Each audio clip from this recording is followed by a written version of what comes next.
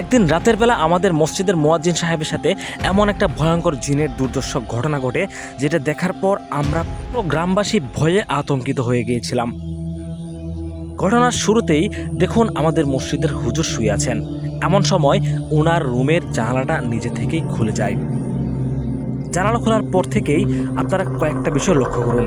দেখুন গ্যাসের চুলাটা অটোমেটিক জ্বলে যায়, এবং সেখানে থাকা টেবিলের উপর একটা জগ এবং চেয়ার, এমনকি কোরআন শরীফটাও নিজে থেকেই কাঁপতে শুরু করলো। এগুলো কিভাবে হচ্ছে?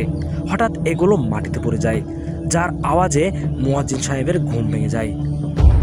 কিন্তু তিনি ঘুমন্ত অবস্থা থাকায় কিছুই বুঝে উঠতে পারেননি। কিন্তু যখন দেখতে পেলেন গ্যাসের চুলাটা অটোমেটিক জ্বলছে, কিছুটা আতঙ্কিত হয়ে যান এবং সেটা বন্ধ করে দেন। রুমের ভেতর তিনি ছাড়া কেউ ছিলেন না। তাহলে এগুলো কিভাবে ঘটছে? উনি নিজেও আতঙ্কিত হয়ে গিয়েছেন। মাথার উপর ফ্যানটার দিকে লক্ষ্য করুন। দেখুন এটা নাড়াচাড়া করছে, কিন্তু এটা কিভাবে নাড়াচাড়া করছে? অবশ্যই এগুলো জিনের কাজসাজি, কারণ মসজিদের হুজুর এবং মাদ্রাসার ছাত্র তাদের সাথে সবসময় এ ধরনের কিছু ভয়ঙ্কর ঘটনা ঘটিয়ে থাকেন। এখন আপনার মনে প্রশ্ন আসতে পারে, হুজুরের রুমে সিসি ক্যামেরা কই থেকে আসলো? মূলত আগে থেকেই হুজুর আমাদেরকে জানান দিচ্ছিলেন তার রুমে রাতের বেলা উল্টাপাল্টা কিছু হয়। ওনার কথা আমরা শুরুর দিকে বিশ্বাস না করলেও ওনার কথার সত্যতা যাচাই করার জন্য কিন্তু আমরা ওনার রুমে একটা হিডেন ক্যামেরা লাগিয়েছিলাম। এমন সময় দেখুন জানালাটা কিন্তু আবারও খুলে যায়। আসলে ভিডিওটি অনেক লম্বা হয়ে যাবে, তাই মেন পার্টগুলো আপনাদের সামনে তুলে ধরলাম। দেখুন এবার জানালা খুলে যাওয়ায় তিনি কিন্তু আতঙ্কিত হয়ে যান এবং কোরআন শরীফটি হাতে নেন। কোরআন শরীফটি খুলে সেখান থেকে কোনো একটা গুরুত্বপূর্ণ আয়াত পাঠ করেন। এবার তিনি মনে সাহস জমিয়ে জানালার দিকে এগিয়ে যাবেন।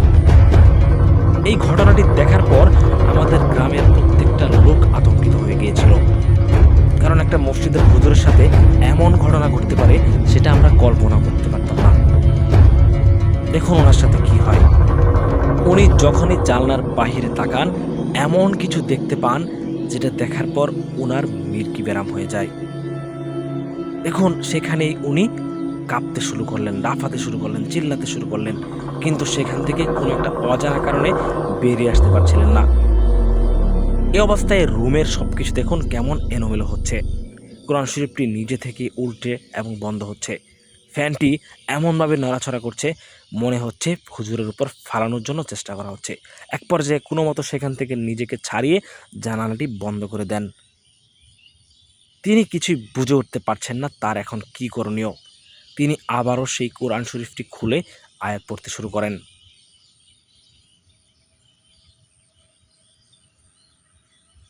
কিন্তু এখন ওনার সাথে এমন কিছু ঘটবে যেটা ওনার সহ্যের সীমার বাহিরে।